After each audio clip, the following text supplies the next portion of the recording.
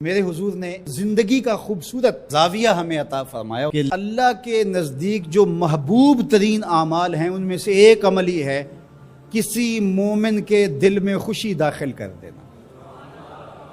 آپ کا کوئی رویہ کسی کو خوش کر دے، فرمایا کہ نیکی کو چھوٹا نہ سمجھو، اور اگرچہ تم اپنے مومن بھائی سے مسکرا کر ہی کیوں نہیں ملتے، چھوٹی چھوٹی نیکیاں۔ آپ بل جمع کروانے جا رہے ہیں، وہ بوڑھا شخص دیکھا بیچارہ مشکل سے کھڑا ہے، تو آپ اس کو آگے کر دیں یا اس کا بل اپنے ذمہ لے لیں کہ آپ یہاں بیٹھے میاں جی، میں آپ کا بل پے کر کے آپ کو جو ہے وہ دے دیتا ہوں۔ تو یہ اس سے کیا فرق پڑتا ہے؟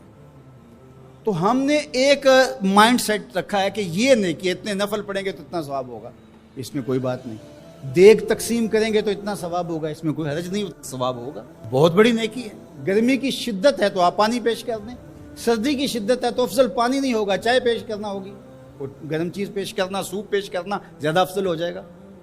اب گرمی میں ٹھنڈا پانی، یخ بستہ پانی ہو یا آئس کریم آپ گرمی میں کسی آنے والے شخص کو کھلاتے ہیں تو وہ خوش بھی ہوگا، آپ کو ثواب بھی ملے گا، پانی کا ثواب ہے۔ لیکن سردیوں میں ٹھٹرتا ہوا آئے اور آپ برف والا پانی اس کو پیش کریں تو کام تو وہی کیا جو گرمی نے کیا تھا، لیکن اب اس کا ثواب نہیں ہوگا کیونکہ اس کو خوشی نہیں ہوگی تو فائدہ نہیں ہوگا۔ اس کے دل میں جو خوشی پیدا ہونی ہے اس کا ثواب آپ کو ملنا ہے۔ تو جب ننگا کوئی ہو، کسی پاس کپڑے نہ ہو، تو اس کو آپ کپڑے پہنائیں گے، بھوکا ہو کھانا کھلائیں گے تو یہ ثواب ہے۔ اور اگر اس کا مسئلہ کوئی اور ہے، اس کو دوائی چاہیے، تو آپ اس کو کہتے ہیں کہ نہیں آپ لنگر ہی کھائیں، میں آپ کو سوٹ ہی دوں گا، تو یہ کوئی بات نہ ہوئی۔ ضرورت ہے سردیوں میں یہ دینا ہے، گرمیوں میں دینا ہے، اس کی ضرورت کو پورا کرنا ہے۔ آج کل آپ گزر رہے ہیں ایک پلاٹ کے اندر، آپ نے دیکھا کہ اوجڑیاں پڑی ہوئی ہیں، انتڑیاں پڑی ہوئی ہیں، تعفن پھیل رہا ہے اور لوگ پریشان ہو رہے ہیں، ہمسائے بھی پریشان ہو رہے ہیں۔ ان کے ہاں شعور کی کمی ہے، یا ان کے پاس رقم نہیں ہے، یا کسی وجہ سے وہ اٹھانے سے قاصر ہیں کہ وہ اٹھائے ایک دوسرے پہ ڈال رہے ہیں۔ تو آپ نے وہاں کھڑے ہو کر کوسنے دیے، محلے والوں کو برا کہا، ایک تو آپ کا یہ کام تھا، یہ آپ نے کیا اور یہ سارے کر رہے ہیں۔ لیکن اگر آپ نے وہاں کسی ٹرالی والے کو روکا اور کہا کہ یہ اٹھاؤ، کتنے پیسے لوگے؟ اس نے کہا میں 2000 روپے لوں گا، تو آپ نے 2000 جیب سے نکال کر اس کو دیا اور کہا کہ یہ اٹھا کے کہیں پھینک دو، میں آدھے گھنٹے کے بعد دیکھ لیتا ہوں۔ تو وہ اٹھا کے کہیں پھینک آیا، آپ نے چاولوں کی دیگ پکا کر بانٹی نہیں ہے، آپ سمجھیں شاید وہی نیکی ہے۔ وہ نیکی تھی اس وقت ضرورت کی، عیدین کا موقع تھا، یہ نیکی تھی۔ تو یہ چھوٹے چھوٹے بظاہر کام ہوتے ہیں جس سے لوگوں کو فائدہ ہو، اللہ کی مخلوق کو فائدہ پہنچے، لوگوں کو راحت پہنچے۔ میرا ایک ملنے والا دوست ہے، تو وہ ٹرین پہ جا رہا تھا، پشاوری چپل اس نے پہنی ہوئی تھی، تو وہ دروازے میں کھڑا تھا، تو اچانک وہ ڈھیلی ہوئی تو اس کی چپل گر گئی، تو اس نے جلدی جلدی دوسرا جوتا اتار کر کے پھینک دیا۔ اس نے کہا کہ یہ میرے کام تو نہیں آئے گا اور وہ جو اٹھائے گا اس کے کام بھی نہیں آئے گا، تو کم از کم یہ جذبہ تھا جس نے فوری فیصلہ کیا، یہ جذبہ تھا کسی کے کام آنا چاہیے، تو اس نے جلدی سے دوسرا جو ہے وہ پیش کر دیا۔ قیامت کے دن ایک شخص کا نامہ مال تلے گا تو ایک ہی نیکی کم ہوگی، اگر ایک نیکی مل جاتی ہے تو پلڑا نیکیوں والا بھاری ہوگا، فرمایا جائے گا جاؤ کوئی دوسری نیکی لے آؤ۔ اب جس سے مانگے گا وہ کہے گا میں کیوں دوں، میں تو خود پھنسا ہوا ہوں۔ یوم یفر المرء من اخیہ وامہ وابیہ، ماں بھی بھاگے گی، بیٹا بھائی اپنی پڑی ہوگی سب کو، بیچارہ پریشان گھوم رہا ہوگا۔ ایک شخص پوچھے گا کیوں پریشان ہو، تو کہے گا کہ نامہ اعمال میں مجھے صرف ایک نیکی چاہیے، اور کاش دنیا پر اتنا وقت تھا کر لیتا، لیکن وہاں تو کر نہیں سکا اور آج کوئی دے نہیں رہا۔ اس نے کہا میرے پاس ایک ہی نیکی ہے، تو مجھے تو کچھ اس سے ملے گا نہیں، تو چل میں تجھے دان کرتا ہوں۔ تو وہ لا کے پلڑے میں رکھے گا تو پلڑا بھاری ہو جائے گا، تو آواز آئے گی کہ یہ کس نے تیرے پہ دان کیا؟ کہا ایک بندہ ملا، اس کے پاس ایک ہی نیکی تھی، اس نے وہ بھی دے دی۔ تو فرمایا تجھے تو بخشا اصول کے تحت کہ تیری نیکیاں زیادہ ہو گئیں، لیکن وہ میرے سے بڑا سخی نہیں، جاؤ بلاؤ، میں نے اس کی بھی مغفرت فرما دی۔ ایثار کا یہ فائدہ ہے۔ تو اس نے جوتا دوسرا پھینک دیا، اس نے کہا چلو میں تو ایک کا کیا کروں گا، تو یہ اس کا تو فائدہ ہو جائے۔ تو لوگوں کے لیے آسانیاں، لوگوں کے لیے سہولتیں، اللہ کی مخلوق کے لیے شفیق بن جاؤ، اللہ کی مخلوق کے لیے رحم کرنے والے بن جاؤ، طبیعتوں میں نرمی پیدا کرو، رقت پیدا کرو، لوگوں کی پردہ پوشی کرو، لوگوں سے درگزر کرو، اعراض کرو، لوگوں کے معاملات میں دخل نہ دو، لوگوں کو اذیت میں مبتلا نہ کرو۔ حضرت ابراہیم علیہ السلام جد الانبیاء کے لقب سے مالا مال ہوئے۔ شرف، عزتیں، مقامات رفیع، خلت الہیہ کا تاج آپ کا مقسوم ہوا۔ لیکن تاریخ دیکھیے کہ جس ماحول میں آنکھ کھولتے ہیں وہاں چاروں طرف کفر ہی کفر پھیلا ہوا دکھائی دیتا ہے۔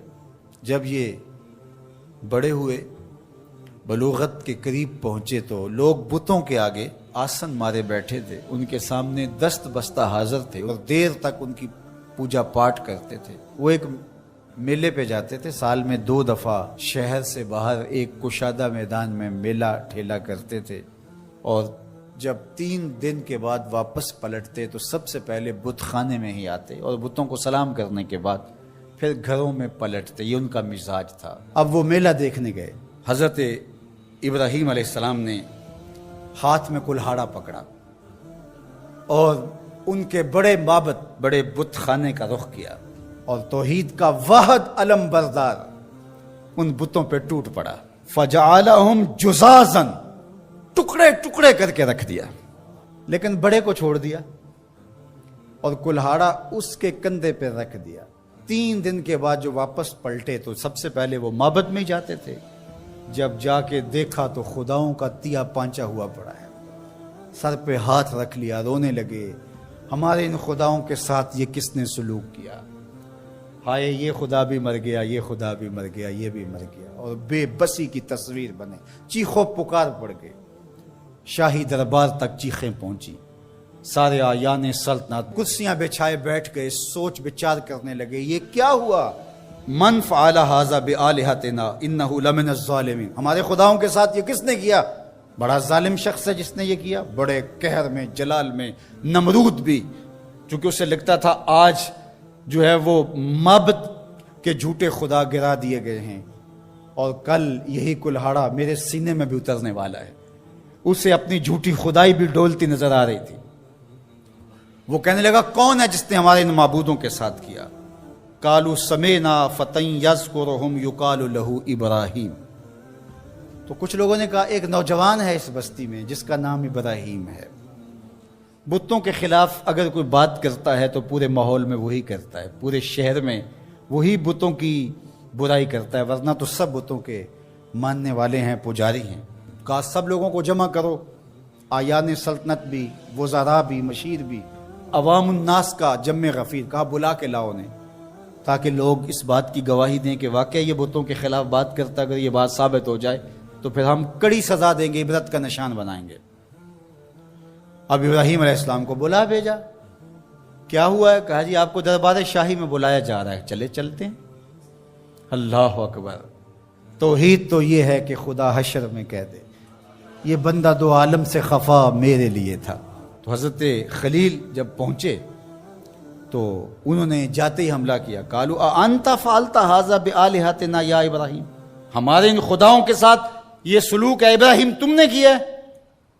تو انہوں نے بڑے زور سے جب دھماکہ خیز انداز سے پوچھا تو جناب ابراہیم نے کیا جواب دیا؟ قال بل فعلہ کبیرہم، بڑے نے کیا ہوگا،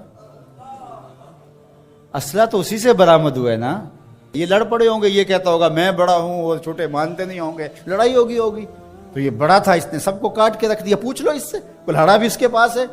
پھر کہا چلو یہ نہیں بتاتا، یہ نہیں بتائے گا، بڑا پاپی ہے، نہیں بتائے گا، لیکن چلو ان سے پوچھ لو تمہاری ٹانگیں کس نے کاٹی، تمہارے کان کس نے توڑے، تمہاری انگلیاں کس نے توڑی، تمہارے پیٹ کو کس نے چاک کیا، تمہارے دانت کس نے توڑے، ان سے پوچھ لو، یہ درد کی بپتا سنا دیں، دکھ کی کہانی سنا لیں، ان سے پوچھ کے مقدمہ درج کر لو، FIR کاٹ لو، پھر سمجھ آ جائے گی۔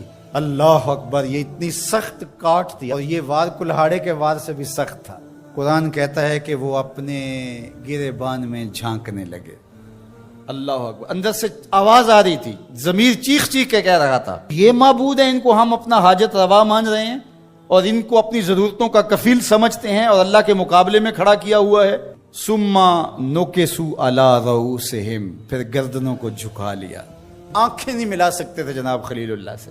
یہ وہی لوگ ہیں جو چند لمحوں پہلے یہ کہہ رہے تھے انت فعلت ھذا بآلہتنا یا ابراہیم، ابراہیم ہمارے خداؤں کے ساتھ یہ سلوک تم نے کیا ہے، یہ کڑک کے جو بول رہے تھے۔ اب قرآن کہتا ہے کہ ان کے سر گھٹنوں پہ پڑے ہوئے تھے اور بول کیا رہے تھے؟ لقد علمت ما هؤلاء ينطقون، ابراہیم تو جانتا ہے نا یہ بیچارے بولتے نہیں ہیں۔ اللہ اکبر۔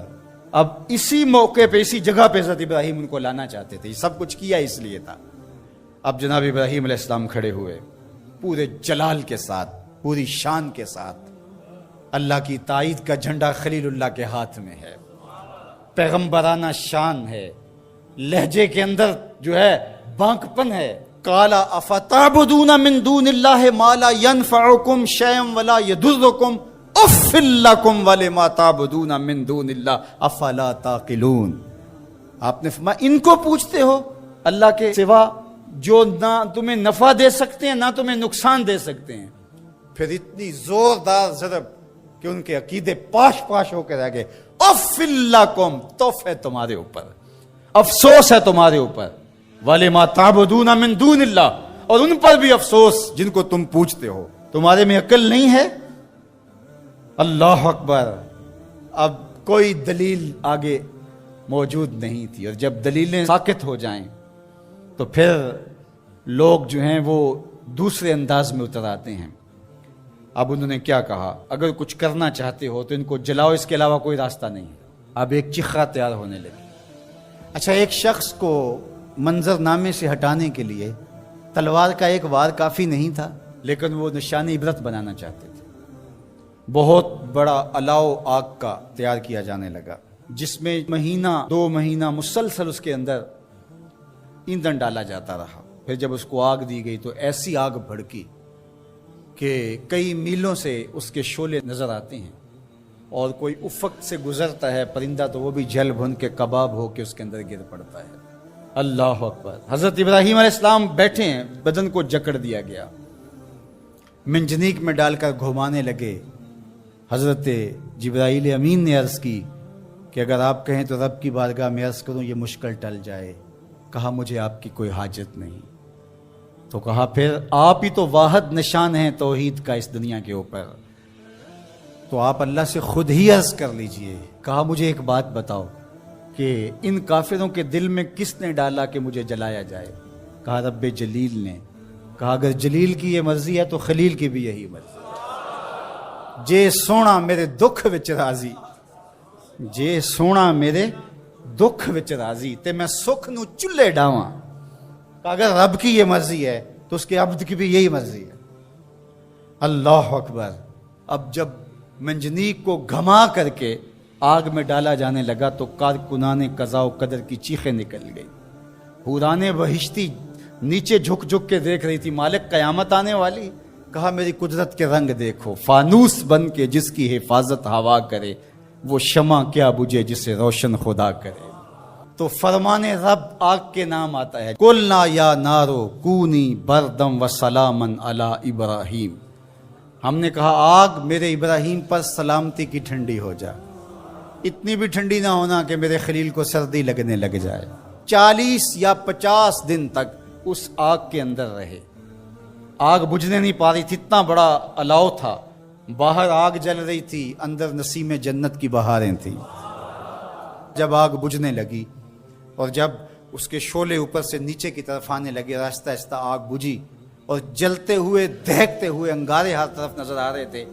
آپ اپنی جگہ سے نکلے اور انگاروں سے باہر یوں چل کے آئے جس طرح کوئی نازنین پھولوں پہ چل کے آتا۔ اللہ اکبر۔ یہ رب کی قدرت کے رنگ ہیں، وہ اپنے بندوں کی اس طرح حفاظت کرتا ہے۔ یہ کتنا بڑا امتحان تھا، ہنس کے دیا، لیکن پھر ایک ایسا امتحان بھی آیا، اگر کو ہمالیہ پہ ڈالا جائے تو اس کا پتا بھی پانی ہو جائے۔ لیکن ایک دن حضور گھر میں تشریف فرما تھے اور نیم داراز تھے، لیٹے ہوئے تھے، اور آپ کی مبارک پنڈلی سے کپڑا ہٹا ہوا تھا۔ مرد کا پردہ گھٹنوں سے لے کر کے ناف تک ہے۔ فاستاذن ابو بکر فاذن لہ، تو حضرت ابو بکر رضی اللہ تعالیٰ عنہ آئے، حضور نے کہا آ جائیے۔ وہو تلک الحال، اور آقا کریم اسی حالت میں بیٹھے ہوئے تھے۔ فتحدث، وہ بیٹھے اور حضور سے ہم کلام ہوئے۔ ثم استاذن عمر، پھر حضرت عمر آئے، انہوں نے اذن طلب کیا تو حضور نے کہا آ جائیے، اور حضور اسی حالت میں تشریف فرما رہے۔ فتحدث، وہ بھی بیٹھے اور گفتگو چلتی رہی۔ ثم استاذن عثمان، پھر حضرت عثمان کی آواز آئی، حضور میں اندر آ سکتا ہوں؟ فجلس رسول اللہ صلی اللہ علیہ وسلم، حضور سیدھے ہو کے بیٹھ گئے، وَسَوَّ ثِيَابَهُ، اور جلدی جلدی اپنی پنڈلی کے اوپر کپڑا ڈال دیا۔ جب یہ لوگ چلے گئے، حضرت ابو بکر رضی اللہ تعالیٰ عنہ بھی، حضرت عثمان بھی، حضرت عمر رضی اللہ تعالیٰ عنہم چلے گئے۔ قالت عائشہ رضی اللہ تعالیٰ عنہ، حضرت عائشہ فرماتی ہیں میں نے کہا حضور ابو بکر آئے تو آپ بیٹھے رہے، جنبش نہیں کی، کپڑا سیدھا نہیں کیا۔ حضرت عمر آئے تو آپ اسی حالت میں رہے اور باتیں چلتی رہیں، لیکن جب عثمان آئے تو پھر آپ ایک دم اپنا کپڑا سیدھا کرنے لگے اور اٹھ کے بیٹھ گئے۔ تو سنو میرے حضور نے کیا جواب دیا، کہا میں اس سے حیا نہ کروں جس سے اللہ کے فرشتے بھی حیا کرتے ہیں۔ کتنا بد نصیب ہے جو حضرت عثمان غنی پہ زبان درازی کرتا ہے۔ یہ عثمان وہ ہیں جس سے اللہ کے فرشتے بھی حیا کرتے ہیں۔ اللہ اکبر، یہ عظمت حضرت عثمان غنی رضی اللہ تعالیٰ عنہ۔ فرماتے ہیں حضرت مرہ بن قاب رضی اللہ تعالیٰ عنہ، حضور نے فتنوں کا ذکر کیا، فرماتے ہیں فمر رجل مقنع فی ثوب، ایک شخص گزرا اور اس نے اپنے سر کے اوپر چادر اوڑھی ہوئی تھی، وہ چادر سے اپنے چہرے کو ڈھانپا ہوا تھا۔ فرمایا جب فتنے ہوں گے اور بہت فتنے اتریں گے تو یہ شخص جو گزر رہا ہے، یہ چادر اوڑھے جا رہا ہے، یہ اس دن حق پہ ہوگا، یہ ہدایت پہ ہوگا۔ مرہ بن قاب کہتے ہیں میں دوڑا کہ میں دیکھوں یہ خوش نصیب کون ہے، تو جب نیڑے ہو کے دیکھا تو حضرت عثمان غنی رضی اللہ تعالیٰ، کیا تو میں نے حضرت عثمان غنی کے سر کو پکڑ کے حضور کی جانب ان کا رخ پھیرا۔ فقلت ھذا، میں نے کہا حضور یہ؟ کالا نام، کہا ہاں یہی۔ حضور نے حضرت عثمان غنی رضی اللہ تعالیٰ عنہ کی طرف اشارہ کر کے کہا جب فتنے بہت زیادہ ہو جائیں گے تو یہ شخص اس فتنوں کے زمانے میں مظلوماً شہید کیا جائے گا۔ تو حضرت عثمان غنی رضی اللہ تعالیٰ عنہ پر 40 دن تک پانی بند رہا، اپنے گھر میں معصور ہو کے رہ گئے، سخت اذیتیں کاٹیں۔ شہادت سے قبل آپ کی مبارک داڑھی کھینچی گئی، آپ کو اذیت پہنچائی گئی، اور آپ کی اہلیہ کے سامنے حضرت عثمان غنی رضی اللہ تعالی عنہ کو شہید کیا گیا۔ تو حضرت عثمان غنی رضی اللہ تعالی عنہ حضور علیہ السلام کے پیارے صحابی ہیں۔ حضور کی 2 صاحبزادیاں یکے بعد دیگر حضرت عثمان غنی رضی اللہ تعالی عنہ کے نکاح میں آئیں۔ آپ کے بہت سارے نمایاں وصف ہیں جن میں حضور کا 2 مرتبہ داماد بننا، اور پھر فرمایا اگر میری اور بھی صاحبزادیاں ہوتی تو میں عثمان سے نکاح کر دیتا، اور پھر ذوالہجرتین 2 ہجرتیں حبشہ کی جانب اور مدینہ المنورہ کی جانب، پھر شہادت کا اعزاز، اولین مسلمانوں میں ان کا شمار ہے، 10 مبشرہ میں ان کا شمار ہے، 4 خلفائے راشدین کے اندر ان کا 3را نمبر ہے، جمع قرآن اور نشر قرآن کی سعادت اللہ نے ان کے حصے میں رکھی۔ آپ کے اوصاف میں سے 2 وصف بہت نمایاں ہیں، ایک تو آپ کا سخی ہونا، دوسرا آپ کا وصف نمایاں حیا تھا۔ تو آج حضرت عثمان غنی رضی اللہ تعالیٰ عنہ کی ان صفتوں کو، حیا کو اپنے کلچر میں فروغ دینے کی ضرورت ہے، اپنی معاشرت میں فروغ دینے کی ضرورت ہے۔ ایک مرد ہو کے اتنا حیا دار، تو پھر عورت ہو کر حیا کی چادر پھاڑ دے اور وہ اس کو آزادی کا نام دے، تو اس سے وہ نسوانیت کا نور رخصت ہو گیا۔ اقبال نے کہا تھا جس علم کی تاثیر سے زن ہوتی ہے نازن، کہتے ہیں اسی علم کو ارباب نظر موت۔ تو حضرت عثمان غنی رضی اللہ تعالیٰ عنہ حیا اور سخاوت کے بہرے بے کراں تھے۔ بزرگوں کی سیرت اس لیے بیان کی جاتی ہے کہ ان کے نقوش پا کو اختیار کرنے کا جذبہ پیدا ہو، ان کا ذکر کرنا اس امت پر قرض ہے، اور ان کی محبت، ان کا پیار اس امت کے رگ و ریشہ کے اندر محو نفوذ ہونا چاہیے۔ حضرت سری سختی رضی اللہ تعالیٰ عنہ فرماتے ہیں باقی باتیں تو بعد کی بات ہیں، میں اس بات سے ڈرتا ہوں اپنے رب کا سامنا کیسے کروں گا۔ اللہ اکبر، کیسے اس کے حضور پیش ہوں گا، یہ چیز میرے بدن میں آگ لگا دیتی۔ احکم الحاکمین کا دربار ہو تو کیسے اس کے روبرو میں حاضر ہوں گا۔ اور حضرت اقبال 2 قدم آگے بڑھ کے ایک جملہ بولنے لگے، کہتے ہیں لوگ اس بات سے ڈرتے ہیں کہ رب کا سامنا کیسے کریں گے، میں تو اس بات سے ڈرتا ہوں رسول اللہ کا سامنا کیسے کروں گا۔ حضور کا امتی ہو کل قیامت کے دن حضور کا سامنا کیسے کرے گا، بندہ خدا اپنے رب کا سامنا کیسے کرے گا۔ لیکن یہ کرنا پڑے گا، یہ نہیں ہے کہ کوئی فرار کا راستہ تلاش کر لے کہ میں نہیں کرتا، یہ کرنا تو پڑے گا، ہر صورت میں کرنا پڑے گا۔ بلکہ ایک حدیث پاک میں آتا ہے قیامت کے دن جب لوگ اس کے روبرو پیش ہوں گے تو اللہ بندے کو اپنے حضور سے ہٹنے نہیں دے گا جب تک 4 سوال اس سے پوچھ نہیں لیتا. ان عمرہ فیما افنا ہو، اس سے پوچھا جائے گا عمر کہاں گزاری.